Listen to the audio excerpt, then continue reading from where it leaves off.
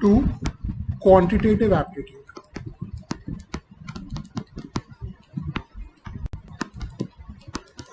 In this particular session, we will be discussing with you how mathematics, I'll say, is different from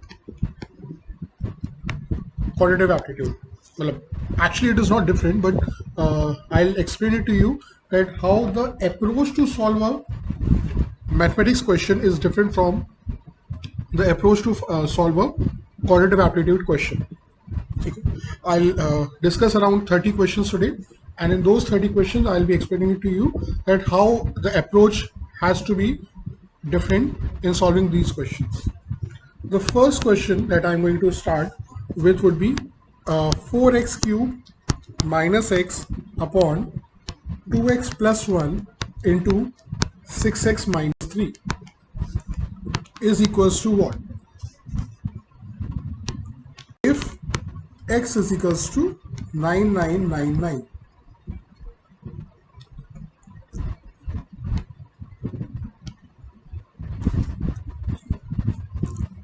Options are 1111, option B 2222, option C 3333, option D 6666.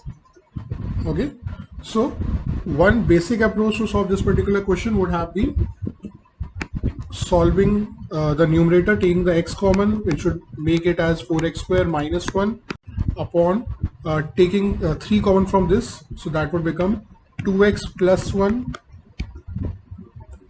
and 2x minus 1 into 3. 2x plus 1 into 2x minus 1 would be something of the form of a plus b into a minus b, which is a square minus b square. So this would become 4x square. The denominator would become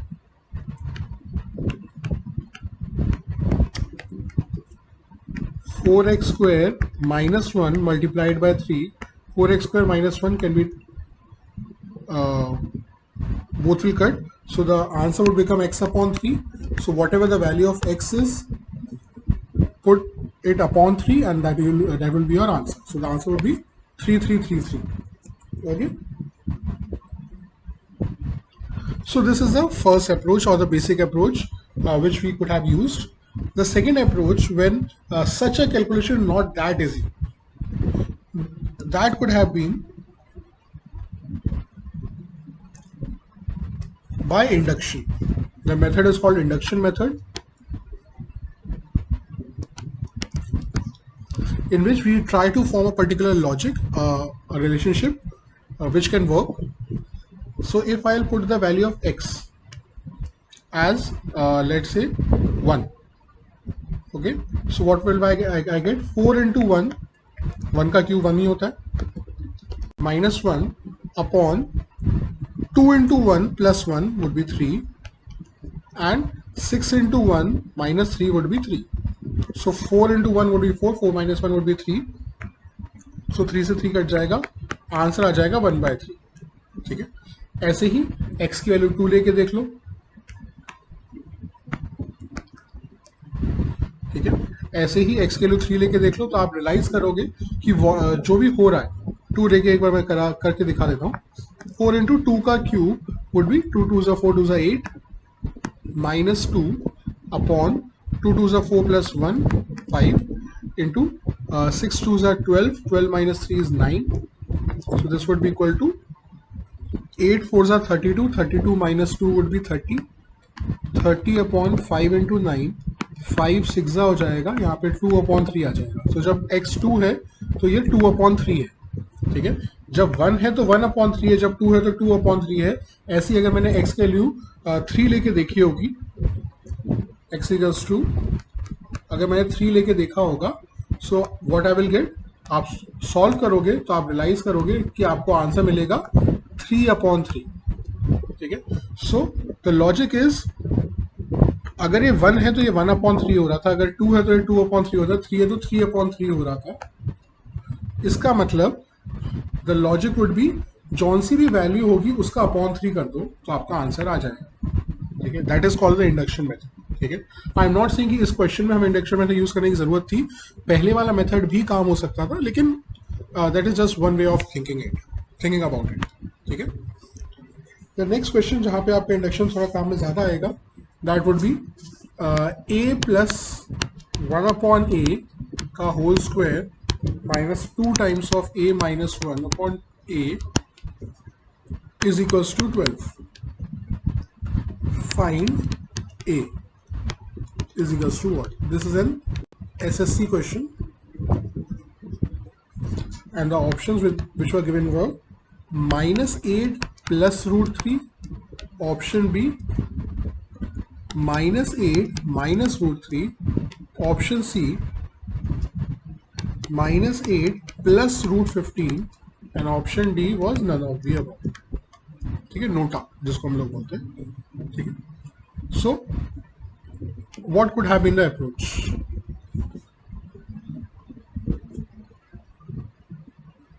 first approach basic approach. ठीक है, इसको हम solve करेंगे, ये हो जाएगा a square plus 1/a square plus 2 times of a into 1/a would be 2 only, minus 2a minus into minus हो जाएगा plus 2/a and that is equals to 12। ठीक है, फिर इस a square plus 1/a square को हम लोग क्या लिख सकते हैं, a माइनस 1/a का होल स्क्वायर होता क्या है, होता है a square plus 1/a square minus 2, है ना। तो a square plus 1/a square को हम लोग क्या लिख सकते हैं, माइनस 2 को अगर यहाँ ले जाए तो ये प्लस 2 हो जाएगा। ठीक है, तो इसका मतलब हमें जब भी लिखने को आएगा कि a square plus 1/a square की जगह क्या मैं ले सकता हूँ, a माइनस 1/a का होल स्क्वायर प्लस 2, तो वही मैंने लिखा a square plus 1/a square को I can write a minus 1/a का होल स्क्वायर क्या था, प्लस 2, यहाँ पे लिखेंगे प्लस 2। ठीक है, एंड क्या इक्वेशन थी, a square plus 1/a square plus 2 a square plus 1/a square plus 2 minus 2 times of a minus 1/a is equals to 12 था, राइट। तो यहाँ पे a square minus 1/a square की जगह अगर मैं a माइनस 1/a का होल स्क्वायर लिख दूँ plus 2 minus 2 times of a minus 1/a is equals to 12, तो ये प्लस टू हो जाएगा, प्लस 4 रह जाएगा, तो ये हो जाएगा 12 minus 4 would be equal to 8 हो जाएगा। a माइनस 1/a अगर मैं कॉमन ले लेता हूँ, या a माइनस 1/a को थोड़ी देर के लिए अगर मैं कुछ x बोल देता हूँ या b बोल देता हूँ,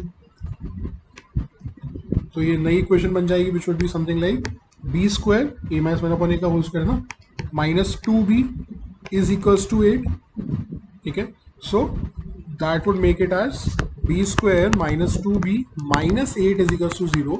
अब ये एक क्वाड्रेटिक इक्वेशन बन गई जहाँ पे आपको 1 इंटू 8 को इस तरीके से दो पार्ट्स में ब्रेक करना है कि आपका जो डिफरेंस है वो 2 आ जाए।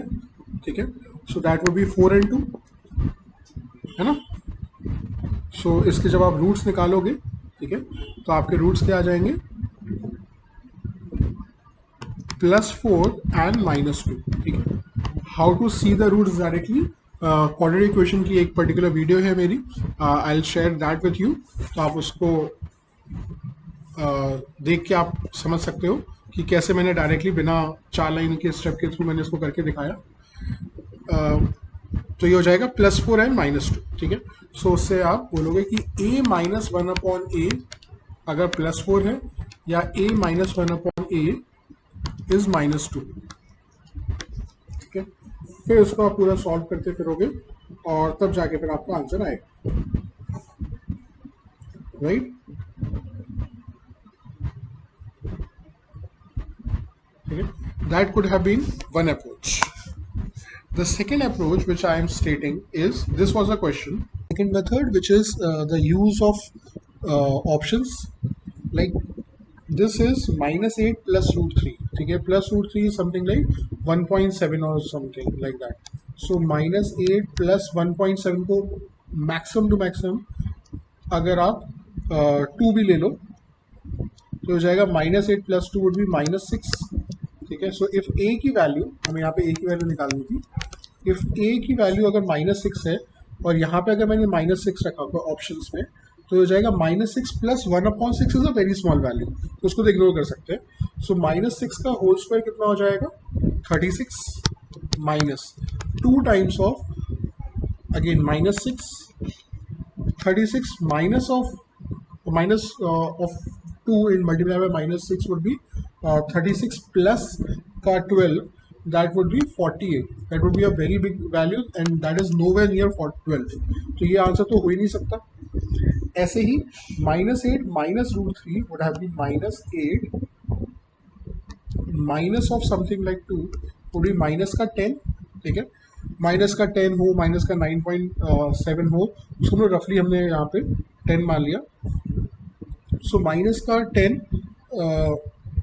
Plus of 1/10 would be a very small है, तो ये वाली वैल्यू तो इग्नोर कर ही सकते हो हर एक प्रॉपर वैल्यू के लिए ए की।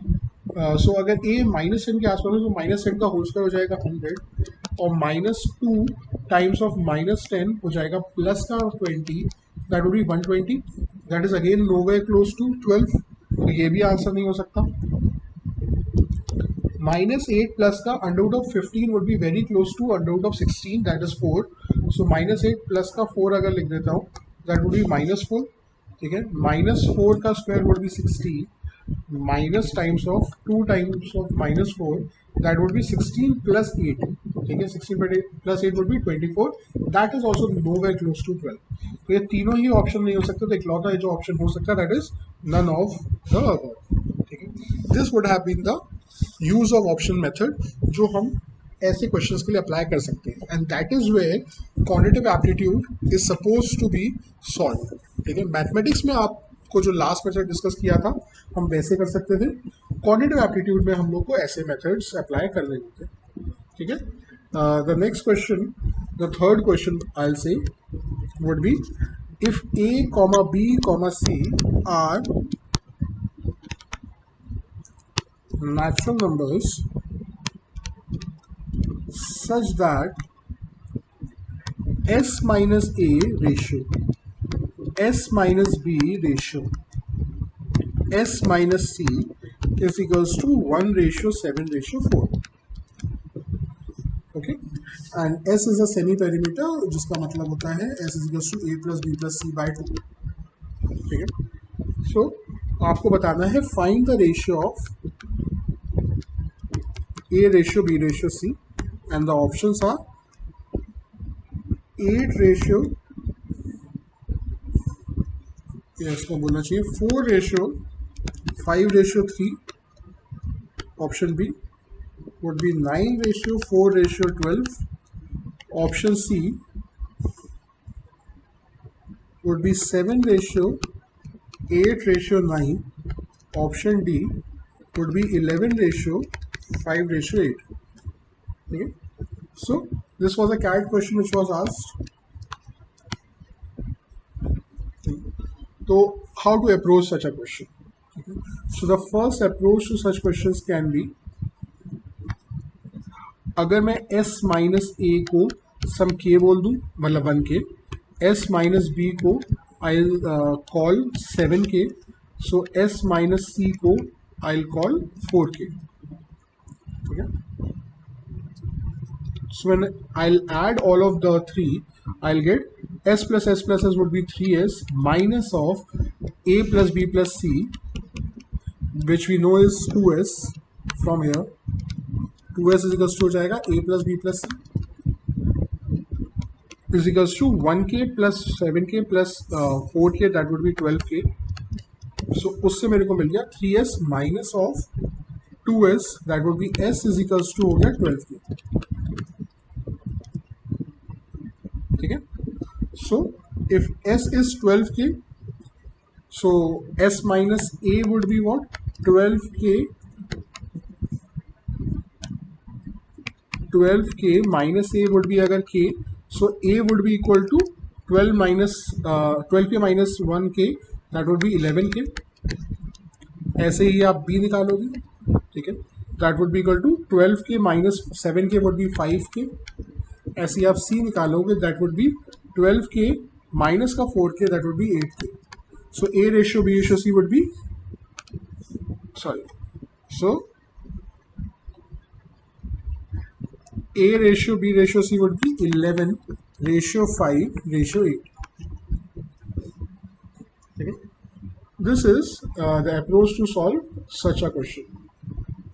If a, b, c are natural numbers and so on, so on, so on. This we can call our method number 1. Okay. The method number 2 of solving such a question, मैं इसको रब कर रहा हूँ. Method number 2 of solving such a question would be by observation. अगर मैं यहाँ पे देखूं तो सबसे बड़ी वैल्यू किसकी है? 7 है सबसे बड़ी वैल्यू. इसका मतलब s minus B is the maximum value possible.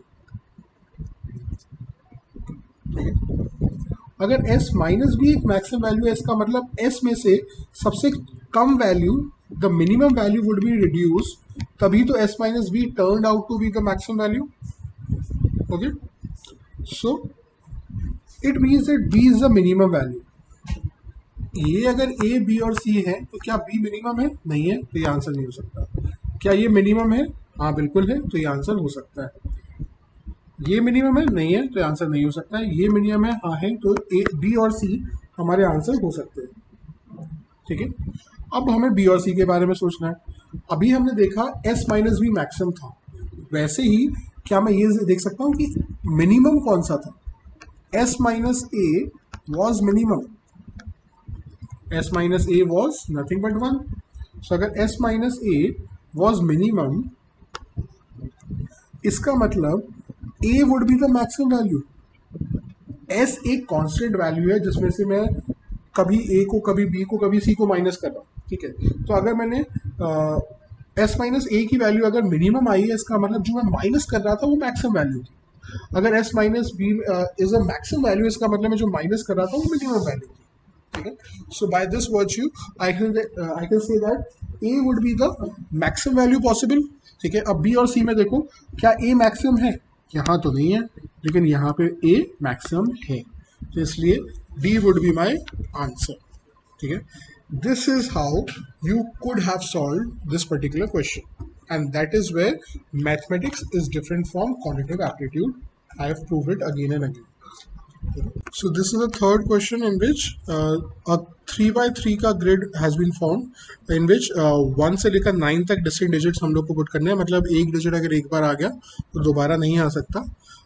Such that left to right देखें मतलब this plus this plus this का सम, या फिर टॉप टू बॉटम देखें मतलब this plus this plus this का सम, एंड डायगनली भी this plus this plus this and this plus this plus this. मतलब दो ही डायगनल होंगे, और टॉप टू बॉटम 3 होंगे, 3 रोज हैं, और लेफ्ट टू राइट भी 3 रोज हैं. तो इन सब का सम जो है क्या होना चाहिए? That should B same. अगर 3 डिजिट का सम सेम है, अगर सम 3 का सेम है, इसका मतलब किन्हीं भी 3 रैंडम वैल्यूज का अगर सम सेम इसका मतलब उनका एवरेज भी सेम होने वाला है ना. And the average is nothing but the first plus last upon 2. 3 numbers का एवरेज क्या जाएगा? First term plus the last term upon 2. ठीक है, so the average would be average of all the 9 values. I will say 1 2 3 4 5 6 7 8 और 9, इन सभी का average क्या है? 5 है. ठीक है, सो can I say that the average of any 3 random values would also be 5 only? ठीक है ना. तो अगर इनका एवरेज 5 है तो इनका सम क्या होने वाला है? 15. 15 would be the sum of all the 3 values. ठीक है, सो अगर मैं इसी लॉजिक से देखूं तो 6 + 2 8 तो हो ही चुका है. 8 में पेंडिंग क्या है? Pending would be 7. So 7 would be this term. ठीक है, डायगनली ये डायगनल है, सॉरी ऐसा एक डायगनल है, ऐसा एक दूसरा डायगनल है, तो दोनों ही डायगोनल्स का अगर एवरेज जो है वुड बी 5, इसका मतलब the middle term is suppose to be 5. So if this is 6 and this is 5, so 6 plus 5 हो गया 11. सो 11 में ऐसा क्या ऐड करेंगे 15 हो जाए 4. सेम लॉजिक से 2 प्लस 4 6 ऑलरेडी हो चुका है. 15 में से कितने की कमी है? 9 की कमी है. ठीक है, सो दिस वुड बी 9. ठीक है, ऐसे ये 5 हो चुका है, ये 6 हो चुका है, 14 हो चुका है, तो बचा क्या? 1. 1 वुड कम हियर. इस वाले टॉप टू बॉटम में देखिए तो 7 ऑलरेडी हो चुका है. 15 में से बचा कितना? 8. सो 8 वुड बी हियर. 8 प्लस 4 हो गया 12. 12 में से 15 में से 12 चला गया तो बचा कितना? 3. ठीक है, so this would be the complete grid formation, जिसमें 1 से लेकर 9 तक सभी डिस्टेंट डिजिट्स यूज भी हो गए, और लेफ्ट टू राइट किसी भी का भी कॉम्बो ले लो, टॉप टू बॉटम किसी का भी कॉम्बो ले लो, इन सब, और या डायगोनल का कॉम्बो ले लो, उन सब का सम क्या होने वाला है? सेम होने वाला है. So this is our next logic. Next question, fourth question. Fourth question एक ज्योमेट्री का क्वेश्चन भी ले लेते हैं. ये एक राइट एंगल ट्राइंगल है जिसके अंदर एक इन सेंटर बनाया गया. A B C is a right angle triangle जिसके अंदर एक इन सेंटर बनाया गया है, और ए बी की लेंथ हमें बता दी गई है इज 10. बी सी की लेंथ भी हमें बता दी गई है, दैट इज 24.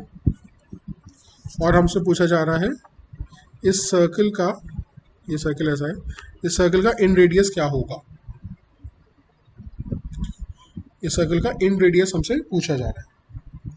ठीक है, so how to solve such a question. सबसे पहले if A B is known to you and B C is known to you, so A C आप निकाल ही लोगे. ठीक है,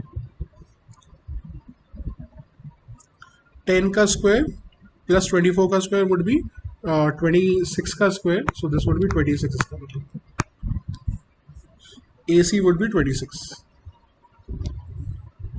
ठीक है, अब अगर हमें डायरेक्टली इसके इन रेडियस का लॉजिक अगर पता हो तो हम लोग वैसे भी सॉल्व कर सकते हैं उसको. So the direct formula of in radius is a plus b minus c. a plus b minus c by 2. If a is this length, b is this length, and c is this length. Okay. और एक और formula है, मतलब उसी से बना हुआ formula है. ठीक है, that would B r is equals to semi perimeter minus the hypotenuse. Semi perimeter is a plus b plus c upon 2.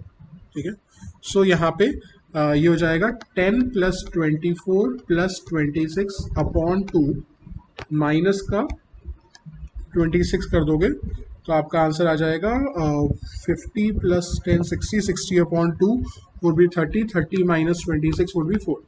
ठीक है, या फिर डायरेक्टली यहाँ पे a plus B would be 10 plus 24 minus का 26 by 2, that would be 34 minus 26 would be 8, 8 upon 2 would be 4. ठीक है, ये दोनों ही फॉर्मूले यूज कर सकते हो to solve such a question. Inradius for a right angle triangle का these are the two formulas which can be used. ठीक है, अब I would like to discuss here कि how we were able to form this particular logic. ठीक है, इन radius का logic मैं आपको एक्सप्लेन करता हूँ ताकि आपको इसकी पीछे की कहानी भी पता होनी चाहिए.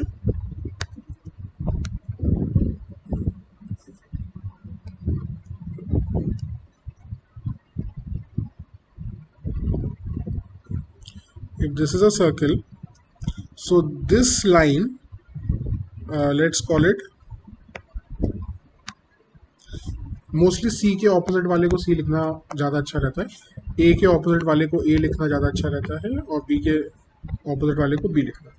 That is a basic nomenclature. ठीक है, ऊपर मैंने कुछ गड़बड़ किया था लेकिन चलो कोई बात.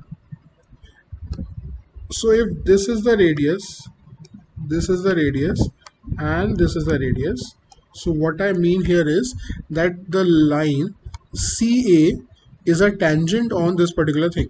ठीक है, so एक tangent से, एक external point से जो दो tangent बनते हैं उनकी length is supposed to be same. So if this is supposed to be, और ये एक right angle triangle भी होगा, तो सही ये क्या कहते हैं rectangle भी होगा, तो because this is 90, this is 90, so this is also 90 and this would also be 90.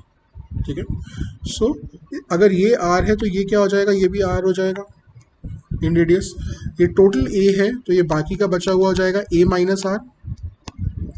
By the same logic अगर ये ऊपर वाला R है तो नीचे वाला भी R होगा, और ये जो पेंडिंग बचा हुआ है वो हो जाएगा B minus R.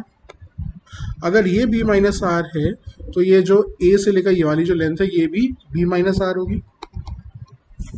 So if this total is C, so this वाला portion would be C minus B minus R. तभी तो C minus B minus R plus B minus R would be called C. ठीक है, and B point से जो external दो tangent बनाए जा रहे हैं उनकी लेंथ, एक की लेंथ आ रही है A माइनस R और दूसरे की लेंथ आ रही है C minus B minus R. ठीक है, so this would be A minus R is equal to C minus B minus into minus plus R को इधर ले जाएंगे तो ये 2R हो जाएगा, माइनस B को इधर ले जाएंगे तो ये A प्लस B हो जाएगा, प्लस C को इधर ले जाएंगे तो माइनस C हो जाएगा. सो R को अगर नीचे ले जाएंगे तो 2 हो जाएगा. सो इन रेडियस का फॉर्मूला आ गया A plus B minus C by 2. जो मैंने ऊपर फॉर्मूला लिखा था A plus B minus C by 2, A plus B minus C by 2. ठीक है, यहीं पर अगर मैं सेकेंड वाले फॉर्मूले जो लिखा था उसको अगर डिराइव करना चाहूँ तो मैं क्या बोल सकता हूँ, अगर मैं A प्लस B में माइनस C ऑलरेडी है, एक बार माइनस C और एक बार प्लस C कर दूँ, सेम नंबर से ऐड कर दूँ और सेम नंबर से सब्ट्रैक्ट कर दूँ, कोई फर्क तो पड़ना नहीं है. A प्लस B में अगर C ऐड कर देंगे सो that would be called perimeter. A plus B plus C ऐसे लिख दो, माइनस का 2C ऐसे लिख दो, इसको अपॉन 2 अलग से कर दो, इसको अपॉन 2 अलग से कर दो. A plus B plus C upon 2 को हम लोग सेमी पेरीमीटर बोलते हैं. Minus C is the hypotenuse. ठीक है, सो हमारा R would be equal to semi perimeter minus hypotenuse. This is also the same formula जो मैंने ऊपर बताया था. ठीक है, so this is the next option which you can go about. ठीक है, this is a derivation of both the formulas and this is the application of the same concept. ठीक है, अब जब हम लोग ये डिस्कस कर रहे हैं, I am feeling intrigued to tell you the concept of Pythagorean triplet.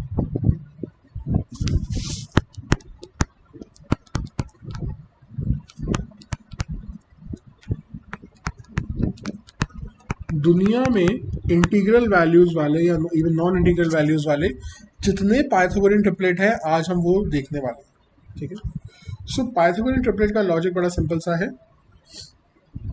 A Pythagorean triplet can start with either an odd integral value और एन इवन इंटीग्रल वैल्यू.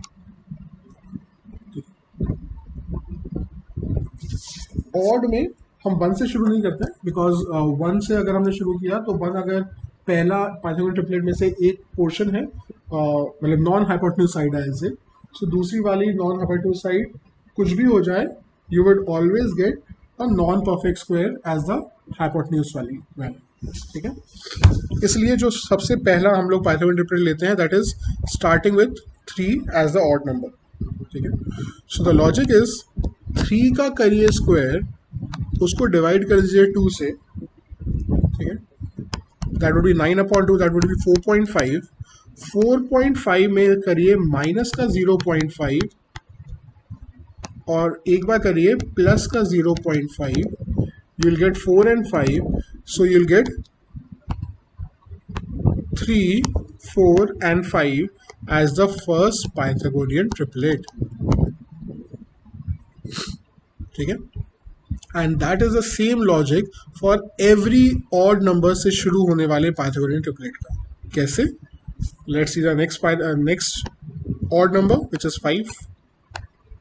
5 का square upon 2 would be 25 by 12 2 sorry that would be 12.5. 12.5 में से करिए minus का 0.5 और करिए plus का 0.5, you will get 12 and 13. So by this I get 5, 12 and 13 as the next Pythagorean triplet. ठीक है, यू कैन ऑलवेज सेट 3 का स्क्वायर प्लस 4 का square should be equal to 5 का स्क्वायर. ए बी सी का लॉजिक. 5 का स्क्वायर 25, 12 का square 144, 25 plus 144 is 169 which is 13 का square. And same is the logic for so on so on so on. ठीक है, 7 से अगर करना है तो 7 का square upon 2 would B 49 upon 2, that would B 24.5. 24.5 में से माइनस करिए 0.5 प्लस करिए 0.5, 24 and 25 you will get. So 7, 24, 25 is the next Pythagorean triplet.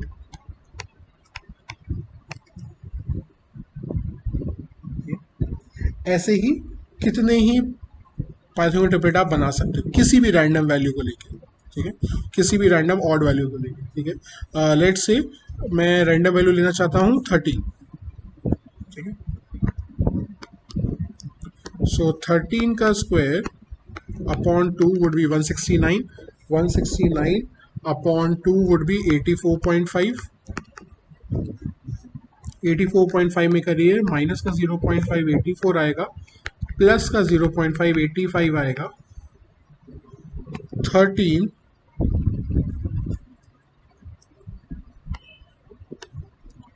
84 and 85 are also a Pythagorean triplet.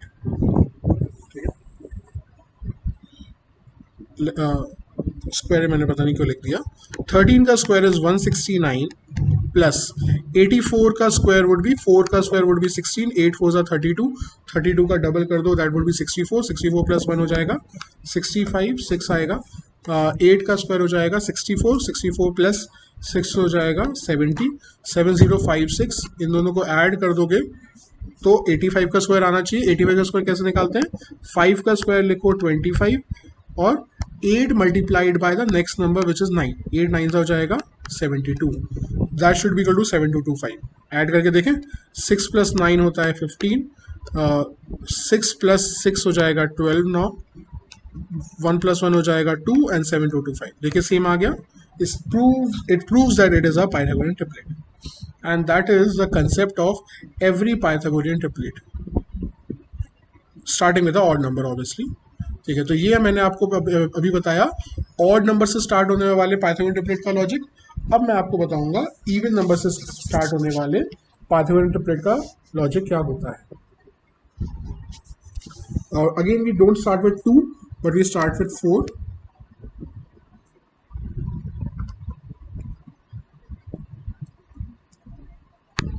तो 4 से अगर स्टार्ट करेंगे तो हम करते हैं 4 का स्क्वायर जैसा वहां पे किया था, और जो भी ऑड नंबर में करते हैं उसका डबल हम लोग को इवन में करना होता है. मतलब 4 का स्क्वायर किया यहाँ तक ठीक है, यहाँ पे डिवाइड बाय 2 किया था, यहाँ पे डिवाइडेड बाय 4 कर दो, यू विल गेट 16/4 एज 4. यहाँ पे हमने माइनस का 0.5 किया था, यहाँ पे उसका डबल माइनस का 1 कर दो और प्लस का 1 कर दो. 4 minus 1 would be 3 and 4 plus 1 would be 5. So 4, 3 and 5 is also a Pythagorean triplet. ठीक है, नेक्स्ट नंबर से अगर लेना चाहो 6 का, 6 का स्क्वायर अपॉन 4 करोगे तो हो जाएगा 36/4 जो कि होता है 9. माइनस 9 में करिए माइनस का 1, 9 में करिए प्लस का 1 तो ये हो जाएगा 8, ये हो जाएगा 10. सो 6, 8 and 10 is also a Pythagorean triplet. Next हम लोग कर सकते हैं 8 का. 8 का किया स्क्वायर अपॉन 4, 64/4 हो जाएगा 16. 16 में हमने किया -1, 16 में हमने किया +1, ये हो जाएगा 15, 16 + 1 हो जाएगा 17. सो 8, 15, 17 would also be a Pythagorean triplet. ठीक है, this is actually one of the very good Pythagorean triplet जो आपको याद होना चाहिए. 7, 24, 25 आपको याद होना चाहिए. 5, 12, 13 आपको याद होना चाहिए. 3, 4, 5 तो इतना फेमस है कि आपको वैसे भी याद होना ही चाहिए. ठीक है, ठीक है. ऐसे ही अगर आपको और लेने हैं आप सो ऑन करके कोई भी रैंडम वैल्यू ले सकते हो. जैसे फॉर एग्जांपल मैंने 14 ले लिया. ठीक है, 14 से अगर करना है तो करेंगे 14 का स्क्वायर अपॉन 2 हो जाएगा 196. 196 अपॉन 4 सॉरी 196 अपॉन 4 हो जाएगा 49. 49 में करिए -1 मतलब 48. 49 में करिए +1 मतलब 50. सो इसका मतलब 14 का स्क्वायर प्लस 48 का square should be equal to 50 का स्क्वायर. क्यों? क्योंकि 14, 48 and 49 are forming a Pythagorean triplet. 14 का स्क्वायर होता है 196 प्लस 48 का स्क्वायर कैसे करेंगे? 8 का स्क्वायर कर दो, हो जाता है 8 स्क्वायर 64. 8 4 हो जाएगा 32. 32 का डबल हो जाएगा 64. 64 प्लस 6 ऑब्वियसली 70. 7 कैरी. 4 का स्क्वायर हो जाएगा 16. 16 प्लस कैरी में क्या था? 7 था. That would be equal to 23. So 2304 को जब इससे ऐड करेंगे तो will get 2500 and that proves it is also a Pythagorean triplet. Okay, so this is a logic. But इससे भी ज़्यादा इंपॉर्टेंट लॉजिक है ये नहीं, बल्कि इसके रिलेटेड एक चीज़ कि जितने भी आपके पाइथागोरियन ट्रिपलेट होते हैं, चाहे वो 3, 4, 5 हो, 5, 12, 13 हो, 7, 24, 25 हो, 4, 3, 5 हो, 6, 8, 10 हो, 8, 15, 17 हो या कोई भी हो, ये तो पाइथागोरियन ट्रिपलेट होते ही होते हैं. एट द सेम टाइम एक पाइथागोरियन ट्रिपलेट से मल्टीप्लाई करके अगर आपने कोई भी k से उनको मल्टीप्लाई कर दिया, where k is supposed to be not just a natural number but it can be any real number, मतलब फ्रैक्शन भी हो सकता है, कुछ भी हो सकता है.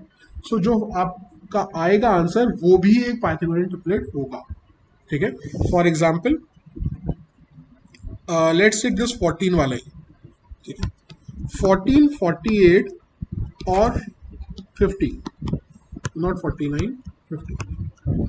ठीक है, 14, 48 और 50 अगर एक पाइथागोरियन ट्रिपलेट है तो अगर मैंने इन सब का आधा कर दिया, मतलब ये हो गया 7, ये हो गया 24, ये हो गया 25, ये भी एक पाइथागोरियन ट्रिपलेट होगा. क्यों? क्योंकि मैंने उसमें मल्टीप्लाई किया है k और k की वैल्यू रखी मैंने 1/2.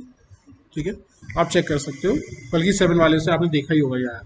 ठीक है, यही नहीं, अगर आपने इसमें मल्टीप्लाई बाय कुछ रैंडम सा भी कर दिया, मान लेते आपने 2/3 भी कर दिया, ठीक है, तो भी ये पाइथागोरियन ट्रिपलेट होगा. ठीक है, 14 into 2 would B 28 upon 3. 48 into 2 would be 96 upon 3, which would turn out to be 96 upon 3 would turn out to be 32, है ना. And 50 into 2/3 would be 100 upon 3. ये भी एक पाइथागोरियन ट्रिपलेट होगा. ठीक है, चेक करें. 28 का स्क्वायर कितना होता है? 784. ठीक है, 784 अपॉन 3 का स्क्वायर हो जाएगा 9. 32 का स्क्वायर आप निकाल लो, या आपको याद होना चाहिए 1024 होता है. That should be equal to 100 का square would be this and 3 का स्क्वायर इज 9. ठीक है, आप इसको सॉल्व करोगे तो ये हो जाएगा 784 प्लस 1024 इंटू 9 जब करोगे तो यूल गेट 9216 अपॉन 9. 9216 प्लस का जब आपने 784 किया होगा तो you will get 4 bar 0 upon 9. यही तो ये लिख रहा था. ठीक है, so this is just a proof कि जितने भी पाइथागोरियन ट्रिपलेट मैंने आपको बताया उनमें अगर आपने किसी भी एक रैंडम नंबर से भी अगर मल्टीप्लाई कर दिया तो जो आंसर मिलेगा वो भी एक पाइथागोरियन ट्रिपलेट होगा. ठीक है, this is the concept of Pythagorean triplets. The logic, best logic to solve such a question जहाँ पे इसका कोई डायरेक्ट एक स्ट्रेट फॉरवर्ड मेथड ना हो, तो उसके लिए सबसे अच्छा मेथड होता है टू ट्राई डूइंग कि होगा क्या।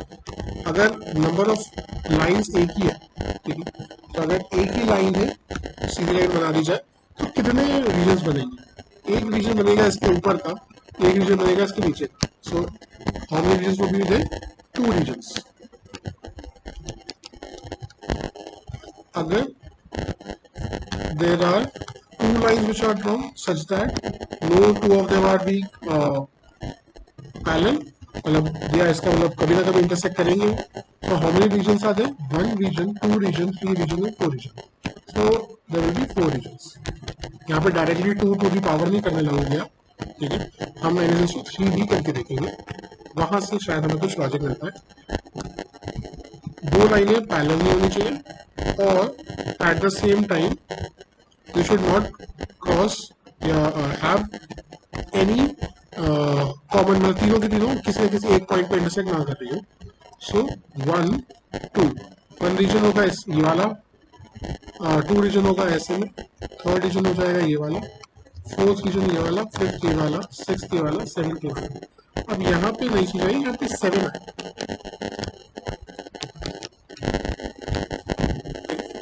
यहाँ पे क्या है, 7 है। ऐसे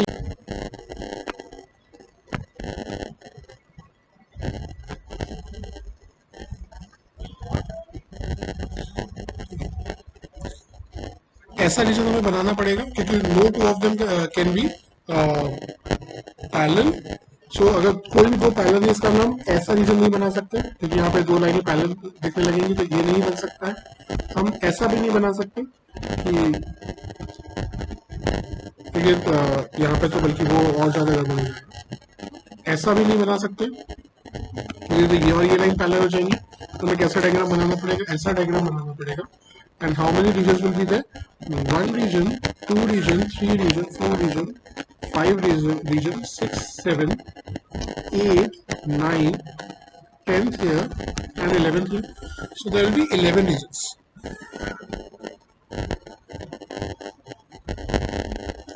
So this time there will be how many regions? 11 regions. Now you are supposed to find a logic to prove it similarly, ठीक है। So what is the logic being formed here? 2 में ऐसा क्या करे कि 4 बन जाए +2, 4 में ऐसा क्या करे कि 7 बन जाए +3, 7 में ऐसा क्या करे कि 11 बन जाए +4, ठीक है। So are we able to see the logic? Obviously we are able to see the logic, ठीक है, कि ये इंक्रीजिंग ऑर्डर में है, कोई पर्टिकुलर अर्थमेटिक प्रोग्रेशन तो नहीं है, लेकिन हाँ एक सीरीज है जहाँ जो स्टार्ट कर रही है 2 से, 2 में 2 ऐड हुआ तो 4 हुआ, 3 में 4 में 3 ऐड हुआ तो 7 हुआ, 7 में 4 ऐड हो गया तो 11 हो गया। अब 11 में 5 ऐड होगा तो 15 हो जाएगा, सॉरी 16 हो जाएगा। 16 में जब 6 ऐड होगा तो 22 हो जाएगा, और 22 में जब 7 ऐड होगा तो 29 हो जाएगा। 29 में जब 8 ऐड होगा तो 37 हो जाएगा, और जब 37 में 9 ऐड होगा तो 46 हो जाएगा, और फाइनली जब 46 में 10 ऐड होगा तो 56 हो जाएगा। सो जब यहाँ पे 1 region, 1 line, 2 line, 3 line, 4 line, 5 line, 6 line, 7 line, 8 line, 9 line, and then finally 10 lines. So जब 10 lines है तो how many regions will be there? 56 regions will be there. This was supposed to be a good question जहाँ पे हमें इस तरीके से करके सॉल्व करने की जरूरत थी। Okay. Another good question will be coming up just after this, and the question is, if n is equals to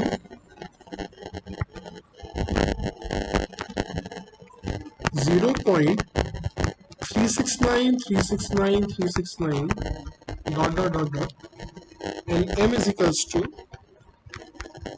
0.531531 and . So what would be the value of 1 plus n plus 1 upon n is equals to what? This is an e-litmus question and also as an SSC.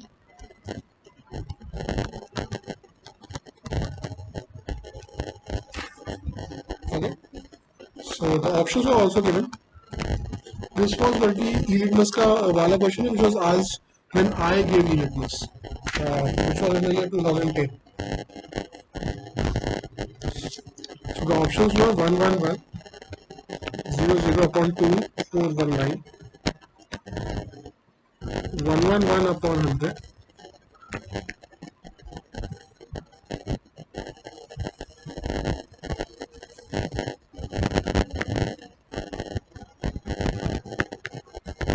897 upon 3162, 2419 upon 11100. These were the four options. अब how to solve such a question? One simple logic. जब ऐसे options given होते हैं, ठीक है, तो हम लोग की अप्रोच क्या होनी चाहिए? अगर n जो है वो 0.369 समथिंग है, ठीक है, first I will tell you the best logic जो I would have applied at that point of time would have been n मेरे को लग रहा है कि कुछ 0.4 जैसा है, ठीक है, सो 1 अपॉन n क्या हो जाएगा 1 अपॉन 0.4, ठीक है, दैट वुड बी सम 5/2 और 2.5 जैसी वैल्यू. वैसे ही m मुझे लग रहा है सम 0.5 जैसा है, सो 1 upon m would be 1 upon 0.5. That would be some 2 जैसी value. So what would be 2.5 plus 2 तो पूछ रहा हूँ मेरे से.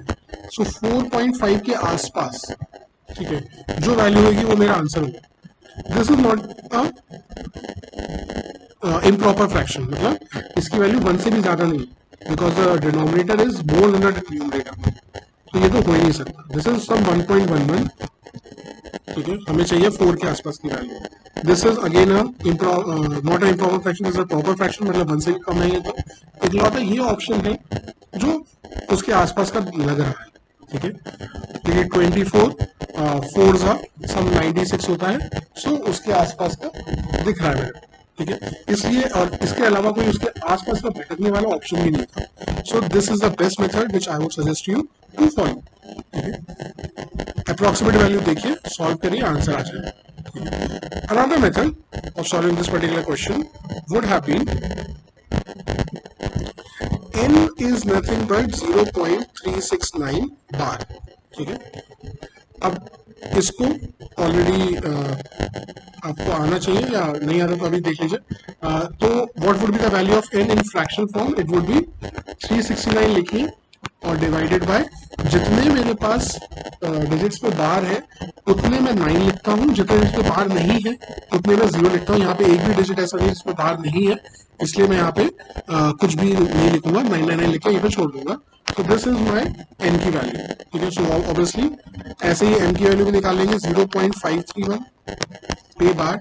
That would mean that m would be equal to 531 upon again 999, right. अब इसको आप चाहो तो आप काटापीटी वगैरह कर लो तो ये हो जाएगा 123 अपॉन 333. इसको और काटापीटी कर लोगे तो हो जाएगा 41 अपॉन 111, ठीक है. ऐसे ही 5 प्लस 3 होता है 8 प्लस 1 9. तो ये भी इसका मतलब 9 से डिविजिबल होने वाला है. सो दैट वुड बी 5 ज़ा 45, ठीक है, एंड देन 9 ज़ा 81. That should be 111, ठीक है. So n is 41 upon 111, n is 59 upon 111. So 1 upon n would be 111 upon 41 plus 111 upon 59. 111 would come as a common and 41 into 59 would come in the denominator. This would become 59 plus 41, that would be 100. So it would be 111,000 upon 41 into 59, 9 ones are 9. Product of mean into product of plus product of extreme हो जाएगा 1 into 5 5, 4 9 36, 36 plus 5 कितना होता है 41. Sorry 41 ऐसे नहीं लिखेंगे, 1 यहाँ पे कैरी 4 जाएगा, 5 4 20, 20 प्लस 4 24. So this would be your answer which is also an option A. This would be my second method to solve such a question. यहाँ पे मैंने और एक कंसेप्ट क्या बताया आपको कि अगर इसकी जगह पे n इज इक्वल्स टू आता 0.73281 चलो ये बात, ठीक है. सो मेरा आंसर क्या होता 732815 पूरा लिखिए, ठीक है, और उसको सब्ट्रैक्ट कर दीजिए उससे जिसमें बार नहीं है, और उसको सब्ट्रैक्ट करिए उस पर जिससे बार नहीं है, और डिनोमिनेटर में जितनों पे बार है उतने 9 और जितनों पे बार नहीं है उतने 0, and this would be your answer.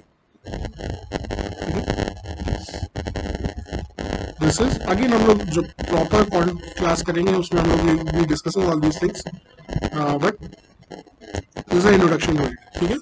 What is the logic behind all of this? n अगर 0.369 है डॉट डॉट डॉट, तो यहाँ पे मेरे को इसको 1000 से अगर मैं मल्टीप्लाई करूंगा तो 369 आगे आ जाएगा, और डेसिमल के बाद वही चीजें वापस आने लगेंगी। तो जब मैं इन दोनों को सब्ट्रैक्ट करूंगा आपस में, तो यहाँ पे बचेगा 999, यहाँ पे बचेगा 369, क्योंकि डेसिमल के बाद जो है वो तो कट ही जाएगा।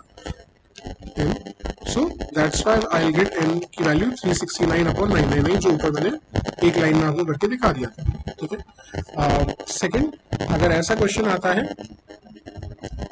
अगर n की value is 0.732815 dot dot dot, ठीक है। तो सबसे पहले मैं करूंगा जितने भी डिजिट्स है उतने 10 टू दी पावर उतने से मल्टीप्लाई, तो कितने 4 और 2 6, ठीक है। 10 to the power of 6, 10 to the power of 6 into n करूंगा, तो पूरा का पूरा 732815 आगे आ जाएगा, और बाद में रहेगा 2815 डॉट डॉट डॉट, ठीक है। और अगर फिर मैं अगर ध्यान से देखूं तो मैं अगर सिर्फ 100 ऑफ n से भी अगर मैंने मल्टीप्लाई किया होता, ठीक है, तो 73 यहाँ आ जाता, 2815 यहाँ आ जाता। दोनों का अगर मैं सब्ट्रैक्ट करूंगा तो I get the same thing which I have mentioned earlier, 732815 minus का 73 अपॉन, यहाँ पे क्या आएगा, यहाँ पे है 10 की पावर 6, ठीक है। 10 की पावर 6 को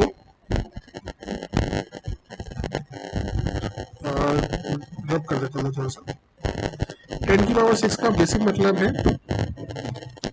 1 2 3 4 5 6, माइनस जब मैं 100 करूंगा तो 2 0 से 2 0 गए, 2 0 आएंगे, और बाकी 4 बार 9 आ जाएगा, ठीक है। सो बाकी आ गया तो आपने ऊपर दिखाई, ठीक है। So this is irrational to fraction sorry निकालने का मेथड जो हम लोगों ने इस क्वेश्चन में यूज हुआ था, बट अगेन उससे ज्यादा इंपॉर्टेंट जो पहला वाला मेथड था वो था जो मैंने आपके साथ डिस्कस किया। सो this is again a good question.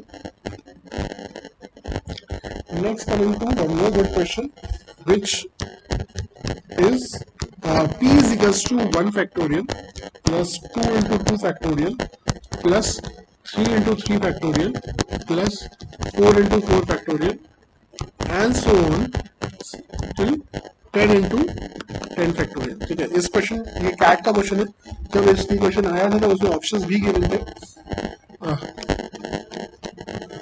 तो पहला मेथड तो मेरा वही होता है कि मैं इसका जनरल फॉर्म इसको देखता, और ये 1 फैक्टोरियल को मैं 1 into 1 फैक्टोरियल लिखता और बोलता ये n into n फैक्टोरियल का समीशन ऐसा कुछ दिख रहा है, और फिर मैं ऑप्शंस ट्राई करता। लेकिन यहाँ पे वो करने की जरूरत नहीं है, क्योंकि मतलब अगर मेरे पास ऑप्शंस नहीं गिवन होते मैं तब कैसे करूंगा वो मैं आपको बताना चाह रहा हूँ। Find the remainder when p plus 2 is divided by 11 factorial, when p plus 2 is divided by 11 factorial, ठीक है। सो लेट्स सी, मैं भी आप लोगों के साथ पहली बार क्वेश्चन देखता हूँ। सो एक कंसेप्ट जो यहाँ पे मेरे को इंट्रीग करेगा, that would B unit factorial का मतलब क्या होता है? फैक्टोरियल का मतलब होता है अगर n फैक्टोरियल लिखा है मतलब 1 into 2 into 3 से लेकर n तक मल्टीप्लाई करना है, मतलब 11 फैक्टोरियल लिखा है तो मेरे को 1 into 2 into 3 से लेकर 11 तक मल्टीप्लाई करना है। सो एक कंसेप्ट जो मैं यहाँ पे इंट्रीग हो रहा हूँ देखने के लिए, that is method number 1, unit digit का concept.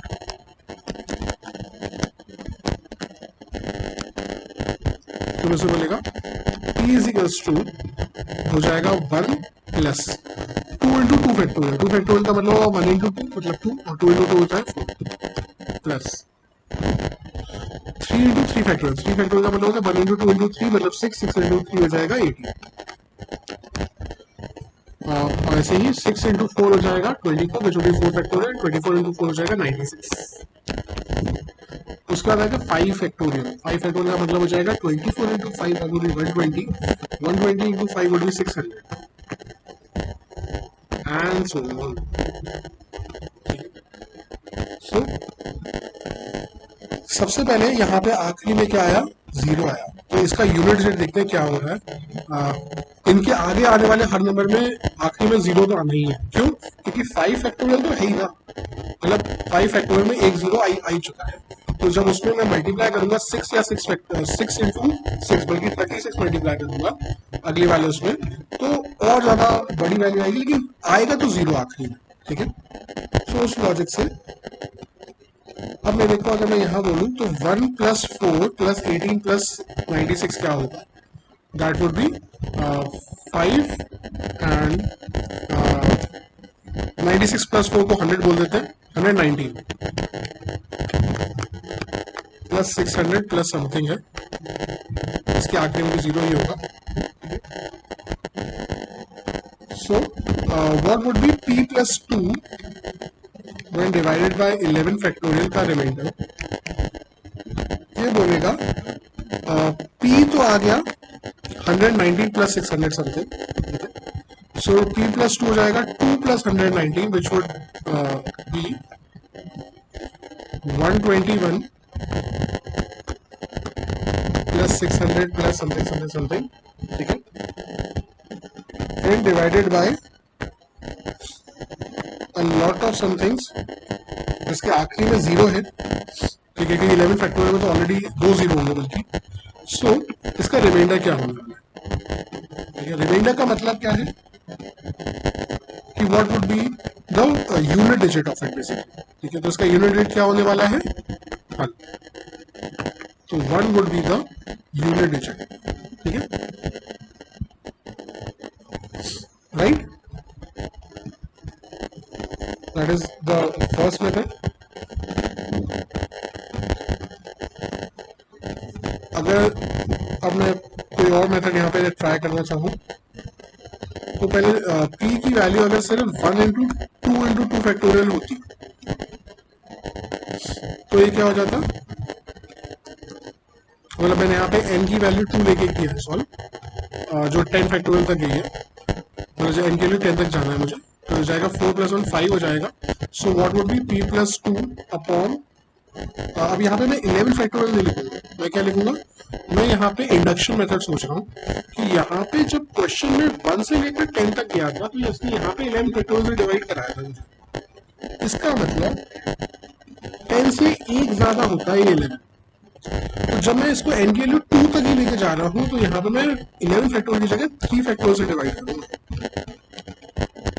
So that would become what, 5 plus 2 would B 7, 7 upon 6 का रिमाइंडर वुड बी 1। फिर जब मैंने n की वैल्यू 3 लेके देखी तो हो गया 1 प्लस प्लस 10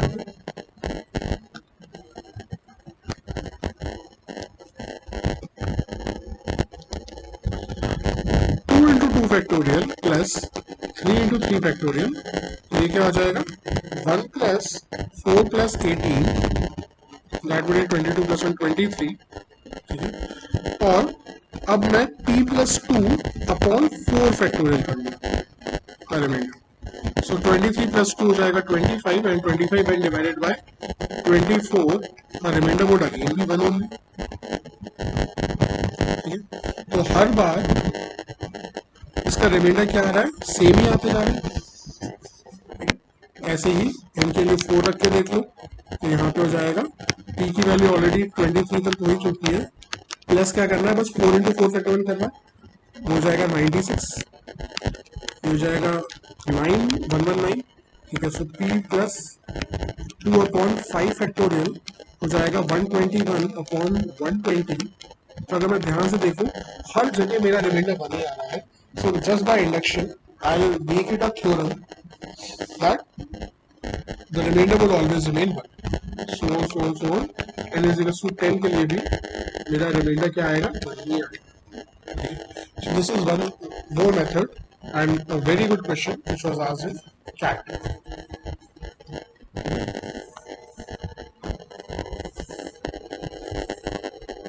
ऐसे ही question, if we coin is tossed 8 times and how many outcomes exist such that there are no two consecutive hits. ठीक है, तो अगर एक ही बार मैंने टॉस किया होगा तो मेरे पास वैसे ही दो ऑप्शंस हैं, या तो हेड आ जाए या टेल आ जाए. अगर मैंने 2 बार टॉस किया है तो मेरे पास हेड और हेड का ऑप्शन है, जिसमें एक कॉन्जिक्यूटिव हेड तो आ ही रहा है, तो ये वाला केस हम नहीं लेंगे. हेड टेल हो सकता है, पहला हेड पहला टेल दूसरा हेड, ये पॉसिबल है, और दोनों ही अगर टेल हो जाए वो भी पॉसिबल है. So I get 3 cases for 2 coin toss and 2 cases for 1 coin toss. अगर 3 बार टॉस किया है, so head head head head head tail, ठीक है, head tail head head tail tail, ठीक है, और ऐसे ही हेड वाले 4 हो ही गए. तो अब tail head head tail head tail tail tail head और टेल टेल टेल, ये 8 केसेस होने वाले. 2 कॉन्जिक्यूटिव हेड यहाँ है, 2 कॉन्जिक्यूटिव हेड यहाँ है, यहाँ नहीं है, 2 कॉन्जिक्यूटिव यहाँ है, 2 कॉन्जिक्यूटिव, और बाकी किसी में नहीं है. ठीक है, so how many total cases आते हैं? 1 2 3 4 5. So there will be 5 cases. ठीक है, ऐसे ही अगर 4 कॉइन टॉस करोगे तो आपको मिलेगा. And this is one question where there is a logic of Fibonacci series. ठीक है, अगला आंसर आएगा 8. क्यों? 2 + 3 is equals to 5. 5 + 3 is equals to 8. 5 + 8 is equals to 13. 13 + 8 is equals to 21 and so on so on so on. ठीक है, ऐसे ही आप जब चेक करोगे तो आपको ये लॉजिक मिलेगा. ठीक है, this is called a Fibonacci series. ठीक है, फिबोनाची सीरीज का जो लॉजिक है वो और कहाँ पे यूज होता है? एक्चुअली हर उस क्वेश्चन में, जैसे कई बार कैट में अलग अलग एग्जाम्स में क्वेश्चन आते हैं कि एक 8 स्टोरी की बिल्डिंग बनानी है,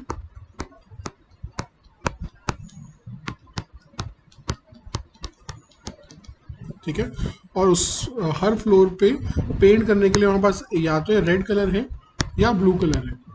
ठीक है, कोई भी 2 कॉन्जिक्यूटिव फ्लोर जो है वो सेम कलर से नहीं होने चाहिए. तो उसके लिए क्या लॉजिक है? पहले फ्लोर पे कलर करने के लिए मेरे पास कितने ऑप्शंस हैं? 2 ऑप्शंस हैं. ठीक है, रेड कर दूं यहाँ पे कलर या ब्लू कर दूं यहाँ पे कलर. अगर 2 ही फ्लोर होते तो मेरे पास क्या क्या ऑप्शन होते? 2 में सेम कलर नहीं होना चाहिए, तो मेरे पास क्या ऑप्शन होते? रेड और ब्लू हो जाए, ब्लू और रेड हो जाए, या ब्लू और ब्लू हो जाए. ठीक है, क्यों? क्योंकि मैंने बोला no 2 consecutive should have, no 2 consecutive floor should have red colour. ठीक है, रेड कलर नहीं होना चाहिए 2 कॉन्जिक्यूटिव फ्लोर्स पे. ठीक है, तो उसके लिए हर ऐसे क्वेश्चन के लिए the logic is Fibonacci series. When we will be discussing this particular chapter we will discuss more, but हाँ अभी के लिए दिस इज द कंसेप्ट. ठीक है, one more question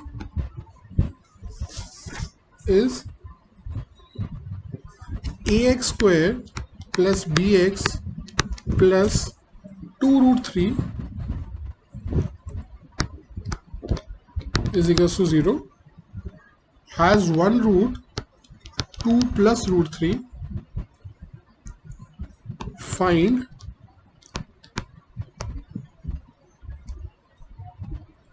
the quadratic equation. ठीक है, अब यहाँ पर कई लोगों ने जो क्वाड्रेटिक पढ़ी होगी तो उन्होंने एक लाइन पढ़ ली थी कि A X square plus B X plus C equals to अगर जीरो होता है, और अगर एक रूट 2 प्लस रूट 3 है, या एक रूट अगर a प्लस रूट बी है,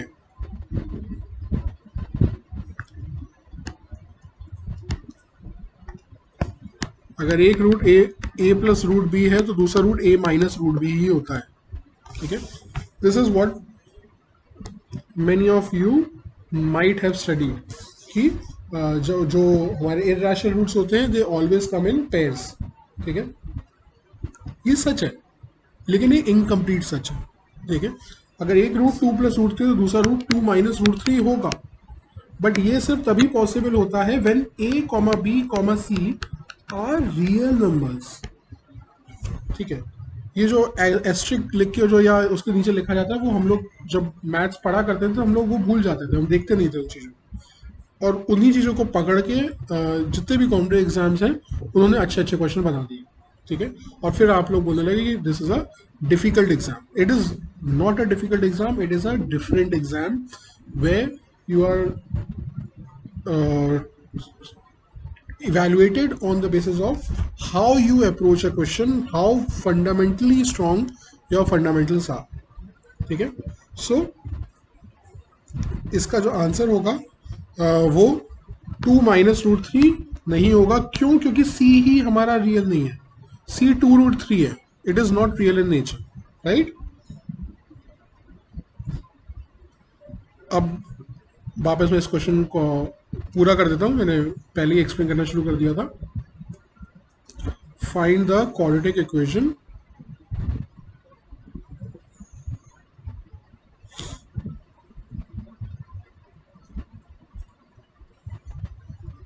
ठीक है, and the options given were x square minus 4x plus 1 is equals to 0. Option B was x square minus 4x plus 2 is equals to 0. Option C was x square minus 4x plus 7 is equals to 0, and D option was none of the above. ठीक है, तो बिना सोचे समय इस quadratic equation का answer हमें क्या लिखना चाहिए था? नन ऑफ दी अबव, क्योंकि दिख रहा है यहाँ पे 2 रूट 3 है और इन तीनों ऑप्शनों में कहीं 2 रूट 3 दूर दूर तक नहीं है. ठीक है, so how can it be my answer. ठीक है, लेकिन कई लोग क्या गलती कर सकते थे, वो बोलते कि अगर देखो एक रूट ये है, दूसरा रूट हो जाएगा 2 minus root 3, sum of the roots क्या हो जाएगा, this plus this would be 4, and product of the roots कितना हो जाएगा, 2 plus root 3 into 2 minus root 3, a plus b into a minus b का फॉर्म है, 4 माइनस रूट 3 का square मतलब 1. तो बोलेंगे देखो सम ऑफ द रूट्स 4 है, and the general form of the quadratic equation क्या होगा, that would B x square minus sum of the roots x plus product of the roots is equals to 0.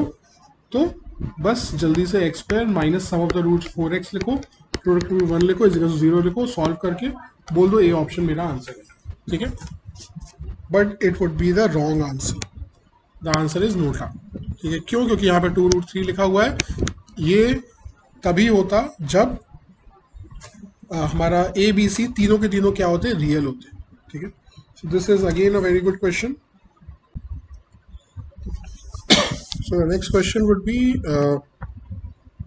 x is equals to root 5 plus 1 and y is equals to root 5 minus 1. ठीक है, find the value of x upon y का whole square plus y upon x का whole square plus 4 times of x upon y plus y upon x plus 6 is equals to what? Okay. This is like some 12th or 13th question, I guess. Okay. Or the options which were given in this question would be under root of 31, 23 root 5, 27 root 5, 25. Okay. So what should have been the approach? अब सबसे पहला method जो मेरे को click करेगा that would B क्यों ना रफली वैल्यूज देख ली जाए, ठीक है। अगर मैंने यहाँ पे √5 would be some 2 point something, है ना, √5 would be some 2 point something, क्योंकि 4 का स्क्वायर 4 का स्क्वायर रूट होता है 2, तो 5 का स्क्वायर रूट सम 2.2 जैसा कुछ होगा, है ना। सो 2.2 +1 हो जाएगा 3.2, और 2.2 -1 हो जाएगा 1.2, ठीक है। x अपॉन वाई हो जाएगा दिस अपॉन दिस, ठीक है। दिस वुड बी सम 4 8 4 3, ठीक है। और इसका y अपॉन x हो जाएगा 3/8, ठीक है, ठीक है। इसका स्क्वायर हो जाएगा 64/9, x अपॉन वाई का होल स्क्वायर ये हो जाएगा, और y अपॉन एक्स का होल स्क्वायर वुड बी 3/8 का स्क्वायर हो जाएगा 9/64, ठीक है।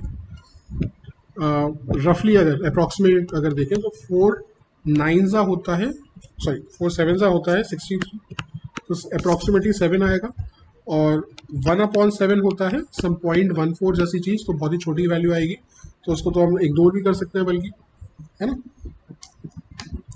और x upon y plus 1/x अगर करें, सो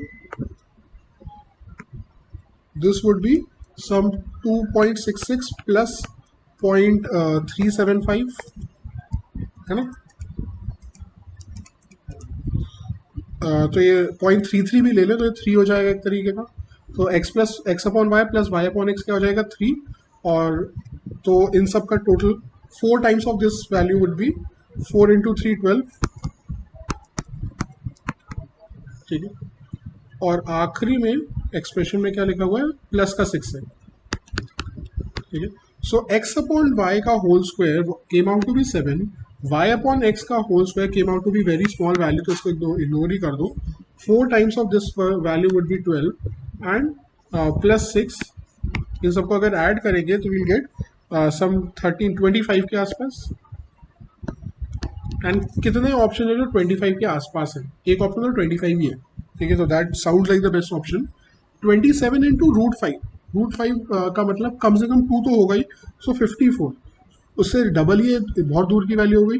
23 इंटू 2 वुड अगेन भी 46, वो भी उसके डबल के आसपास की वैल्यू हो गई, ये बहुत छोटी वैल्यू हो गई। 31 वुड भी 36 का स्क्वायर होता है 6, और स्क्वायर रूट होता है 6, और 5 का स्क्वायर होता है 25, तो 25 और 36 के कहीं बीचों बीच वैल्यू, तो 5.5 हो गई शायद इसकी वैल्यू। तो हमारा आंसर 25 के आसपास का सिर्फ एक ही ऑप्शन है, और वही मेरा आंसर हो जाएगा, खत्म, ठीक है। This is how you could have solve this particular question. The second method to solve this particular question could have been, हमें पता है x इक्वल्स टू है √5 + 1, ठीक है। तो अगर x अपॉन वाई मेरे को निकालना है तो मैं लिख दूंगा उसको √5 - 1, ठीक है। कॉन्जुगेट से मल्टीप्लाई करते हैं हम लोग ऐसे क्वेश्चंस में, मतलब सेम नंबर से ऊपर और नीचे मल्टीप्लाई कर दो तो कोई फ़र्क नहीं पड़ता है ना। तो लेकिन ऊपर बन जाएगा √5 + 1 का whole square, which would be √5 का square which would be 5, plus 1 का square would be 1, plus 2 times of √5 × 1 which would be 2√5, और नीचे आ जाएगा a + b × a - b का फॉर्म, विच वुड बी √5 का स्क्वायर वुड बी 5, माइनस का 1 which would be 4। So turn out to be this is 6 + 2 √5 / 4, which would be 3 + √5 / 2, ठीक है। ये हो गई हमारी x अपॉन वाई की वैल्यू। सिमिलर तरीके से हम लोग y अपॉन एक्स की वैल्यू भी निकाल लेंगे, जो मोस्ट प्रॉब्ली इसका कॉन्जुगेट होने वाली है, मतलब वो 3 - √5/2 है। आप सॉल्व करोगे अपने आप निकाल लोगे आप, जैसा मैंने ये ऊपर किया है उसमें ही आप कॉन्जुगेट से मल्टीप्लाई करके, चलो करके दिखा देता हूँ।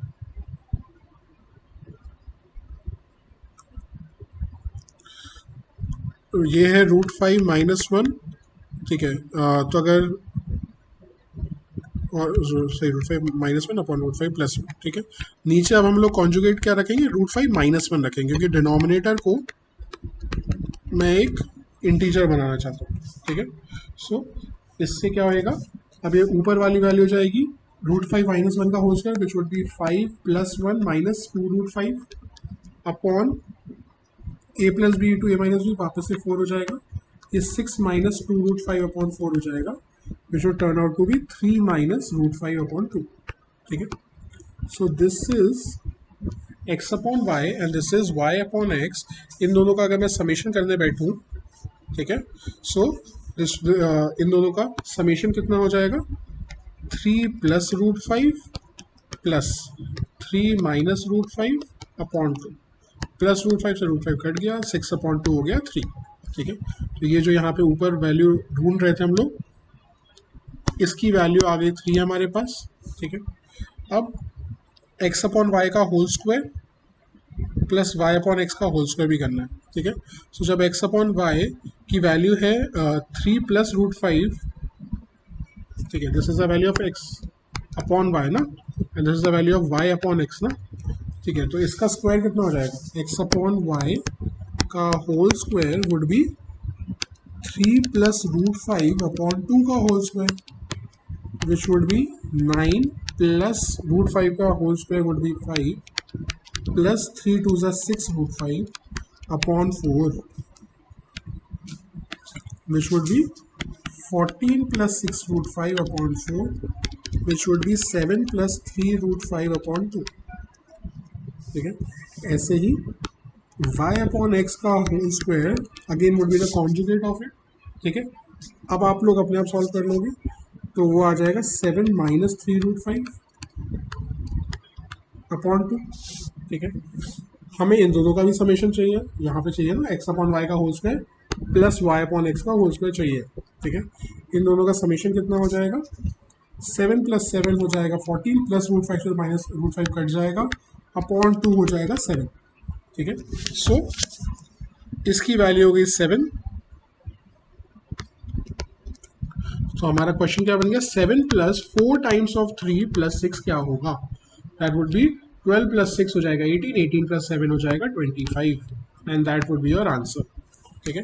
This could have been a second method to solve such a question, which I would say is the basic method, जहाँ पे हमें सब कुछ करना पड़ा है, पूरी कैलकुलेशन करनी पड़ रही है, ठीक है।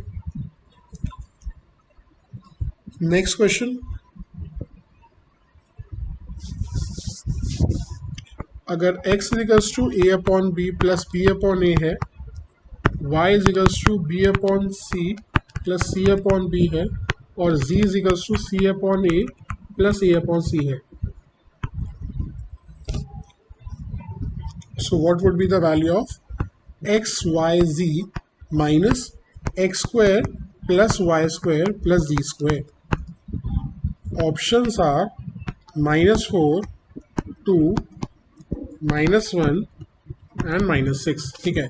अब ऐसे क्वेश्चंस में जब हमारा क्वेश्चन होता है वेरिएबल में और जो पूछा जा रहा है वो भी वेरिएबल में ही है, ठीक है, लेकिन आंसर ऑप्शन जो है वो कांस्टेंट में, जब ऐसे क्वेश्चन आते हैं तो हमारा सबसे अच्छा मेथड होता है when the question is in variable and the answer options are a constant value, तो हमारा सबसे अच्छा मेथड है ए बी सी की वैल्यू अपनी मर्जी से कुछ भी अज्यूम कर लो, ठीक है। बस ध्यान क्या रखना होता है, समथिंग अपॉन 0 नहीं हो जाना चाहिए गलती से भी, ठीक है, because something upon 0 is undefined. तो मैंने क्या किया, मैंने a = b = c = 1 मान लिया, तो x हो जाएगा 1/1 प्लस 1/1 मतलब 2, y हो जाएगा 1/1 प्लस 1/1 मतलब 2, और z हो जाएगा 1/1 मतलब 1/1 मतलब 2। तो x इंटू वाई इंटू जी हो जाएगा 2 × 2 × 2, विच वुड बी 8, माइनस एक्स का स्क्वायर हो जाएगा 4, वाई का स्क्वायर हो जाएगा 4, इसका स्क्वायर हो जाएगा 4, 4 + 4 + 4 होता है 4, 8, 12, 8 - 12 होता है -4, -4 वुड बी माई आंसर, खत्म, ठीक है।